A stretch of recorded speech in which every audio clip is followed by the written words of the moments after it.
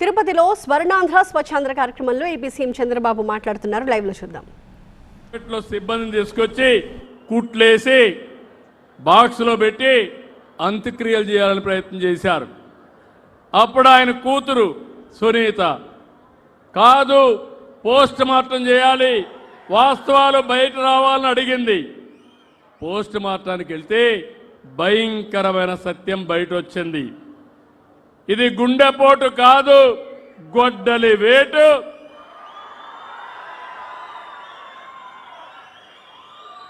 మెదడు కూడా బయటకు వచ్చిందని రిపోర్ట్లో చెప్పే పరిస్థితికి వచ్చారు.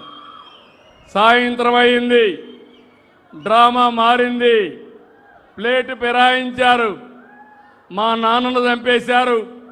ఇప్పుడు ఒకే ఒక దిక్కు మా చిన్నాన్న, ఆయన కూడా చంపేశారని ప్లేటు ఫిరాయించాడు. తెల్లవారింది, పేపర్ వచ్చింది, నారాసుర రక్త చరిత్రని నా చేతిలో కత్తి పెట్టి ఒక ముఖ్యమంత్రి పైనే అపవాదు వేశారు. ఏం జమ్మల్లో జ్ఞాపకం ఉందా లేదా? కోర్టుకు పోయి ఎవరు మాట్లాడకూడదని ఒక ఆర్డర్ కూడా తీసుకొచ్చారు. దానివల్ల ఎలక్షన్లో సానుభూతి కూడా వచ్చింది. మీరు కూడా అనుకున్నారు పాపం అని. నేను మోసపోయా, మీరు పాపం అనుకున్నారు, కానీ కొంపలు కూలాయి. అవునా కాదా అని అడుగుతున్నా. మళ్ళీ మళ్ళీ మోసం చేస్తే నేను మోసపోవాలనా అని మిమ్మల్ని అడుగుతున్నా. మొన్న చిత్తూరు జిల్లాకు వచ్చారు. మామిడి రైతులు ఇబ్బందులున్నాయి. పక్కన కర్ణాటక ఉంది, తమిళనాడు ఉంది. వాళ్ళు ఏమాత్రం పట్టించుకోలేదు. నేను ఒకటే ఆలోచించాను, నా రైతు ఇబ్బందుల్లో ఉంటే ఎక్కడున్నా సరే నా రైతును ఆదుకోవాలని టన్నుకు 12,000 రూపాయలు చేసి ఫ్యాక్టరీని 8,000 రూపాయలు ఇమ్మని నేను 4,000 రూపాయలు ఒక టన్నుకి ఇచ్చి ఎంత బండి ఇస్తే అంత కొంటామని ముందుకెళ్ళాం.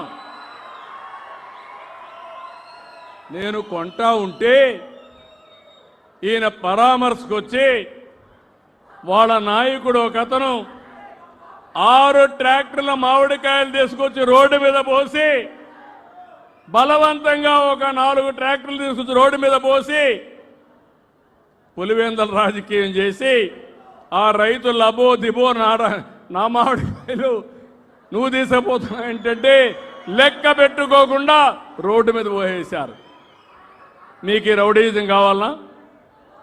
ఏం తమ్ముళ్ళు కావాలనా అని మిమ్మల్ని అడుగుతున్నా.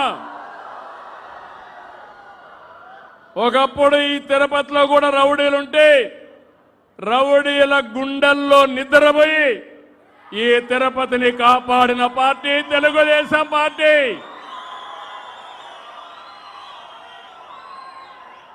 ఐదేళ్లు మనకు స్వేచ్ఛ ఉందా అని మిమ్మల్ని అడుగుతున్నా. ఎవరైనా నవ్వు ముఖంతో ఉన్నారా అని అడుగుతున్నా. ఈరోజు స్వేచ్ఛ ఉందా లేదా అని మిమ్మల్ని అడుగుతున్నా. అది ఎన్డీఏ ప్రభుత్వం, అది తెలుగుదేశం ప్రభుత్వం. చెప్పింది చేస్తాం. సూపర్ 6 చెప్పాం, నిలబెట్టుకున్న పార్టీ తెలుగుదేశం పార్టీ, ఎన్డీఏ. మా పిల్లల్ని చదువుకోవాలని చెప్పాను, తల్లికి వందనం ఇస్తానని చెప్పాను. ఎంతమంది పిల్లలుంటే అంతమంది పిల్లలకి ఇస్తానని చెప్పి చేసిన పార్టీ ఎన్డీఏ. అవునా కాదా? అవును అంటే గట్టిగా చప్పట్లు కూడా చెప్పండి.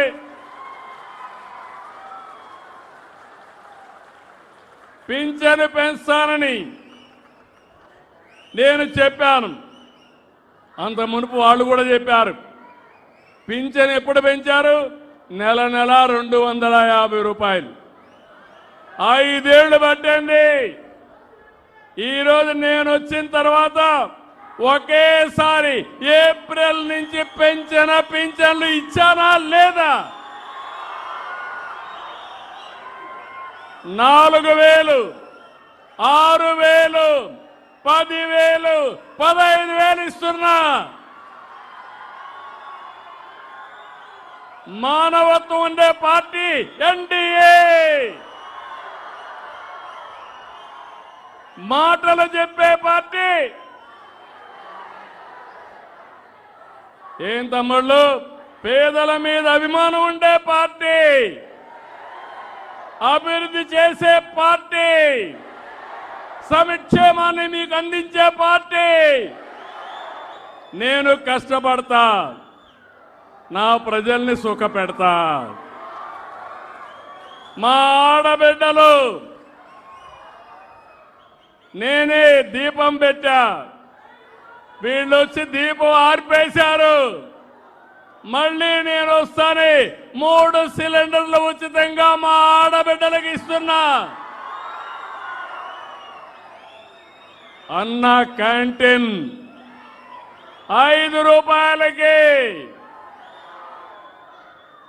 ఎవరైనా పనికొస్తే ఇబ్బంది లేకుండా 5 రూపాయలకు అన్నా క్యాంటీన్లో భోంచేసి హ్యాపీగా ఇంటికి పోయే పరిస్థితి. అన్నా క్యాంటీన్లో మూసేశారా లేదా అని మిమ్మల్ని అడుగుతున్నా. నేను మళ్ళీ పెట్టానా లేదా అని మిమ్మల్ని అడుగుతున్నా. 207 అన్నా క్యాంటీన్లు పనిచేస్తున్నాయి. అన్ని నియోజకవర్గాల్లో పెడతాను. ఎన్టీ రామారావు గారు తిరుమలలో అన్నదానాన్ని ప్రవేశపెట్టారు. నేను 2003లో ప్రాణదాన కార్యక్రమానికి శ్రీకారం చుట్టాను. మొన్ననే దేవాలయాల నిర్మాణానికి దానం చేయమని పిలిపించా. నా ఉద్దేశం ఒకటి, వెంకటేశ్వర స్వామి భక్తుడి నేను. చిన్నప్పటి నుంచి ఆయన తలుచుకుంటూ పెరిగాను. నా సమస్యలన్నీ ఆయనకి చెప్పేసి నేను ముందుకు పోతూ వచ్చా. తిరుగులేని విజయం వచ్చిందంటే దానికి కారణం వెంకటేశ్వర స్వామి ఆశీస్సులే నాకు.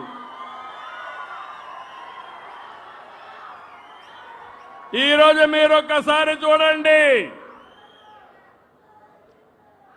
రాయలసీమకు నీళ్లు తెచ్చిన పార్టీ తెలుగుదేశం పార్టీ. హంద్రి నీవా, నగరి గాలేరు, తెలుగు గంగ ప్రారంభించింది ఎన్టీ రామారావు గారు. అవునా కాదా అని మిమ్మల్ని అడుగుతున్నా. తిరుపతికి తెలుగు నీళ్లు తెచ్చింది ఎవరయ్యా అని అడుగుతున్నా. తెలుగు గంగ ద్వారా నీళ్లు తిరుపతి తీసుకొచ్చిన పార్టీ తెలుగుదేశం పార్టీ. అవునా కాదా అని మిమ్మల్ని అడుగుతున్నాను. ఈ పక్కనే రోడ్డు ఉంది, ఎవరేశారు రోడ్డు అని అడుగుతున్నా. గరుడ వారధి ఎవరు తీసుకొచ్చారని మిమ్మల్ని అడుగుతున్నా. గరుడ వారధి ఇక్కడి నుంచి నేను అలిపిరి దాకా తీసుకపోతే ఈ దుర్మార్గులు అది కూడా ఇష్టం లేకుండా మధ్యలో ఆపేసే పరిస్థితికి వచ్చారు. అవిలాల చెరువుని బ్యూటిఫికేషన్ పెడితే దాన్ని ఆపేసే పరిస్థితికి వచ్చారు. నేను అందుకనే మీకు మొన్నే చూశారు, ఒక సంవత్సరంలో 3850 కోట్ల రూపాయలు అందరి నీవా మీద పెట్టి 550 కిలోమీటర్ల విస్తరణ చేసి నీళ్లు రిలీజ్ చేశా. చెప్పిన మాట ప్రకారం కుప్పం వరకు నీళ్లు ఇచ్చే బాధ్యత ఈ ప్రభుత్వం తీసుకున్నామని విజ్ఞప్తి చేస్తున్నాం. ఇప్పుడే హామీ ఇస్తున్నాం, మల్లెమడుగు ప్రాజెక్టు రావాలి, బాలాజీ రిజర్వాయర్ రావాలి. వెంకటేశ్వర స్వామి దగ్గరికి హంద్రి నీవా నీళ్లు వస్తాయి. మంగళంపేట దగ్గర నుంచి భీమవరం దగ్గర ఒక చెరువు ఉంది, మూలపేట చెరువు ఒకటి ఉంది. ఆ చెరువుకు నీళ్లు తీసుకొచ్చి కళ్యాణ్ డ్యాముకు తీసుకొచ్చి తిరుపతి వెంకటేశ్వర స్వామి పాద చెంతాలకి తిరుపతికి నీళ్లు అందరి నీవా వస్తుందని మీ అందరికీ విజ్ఞప్తి చేస్తున్నా.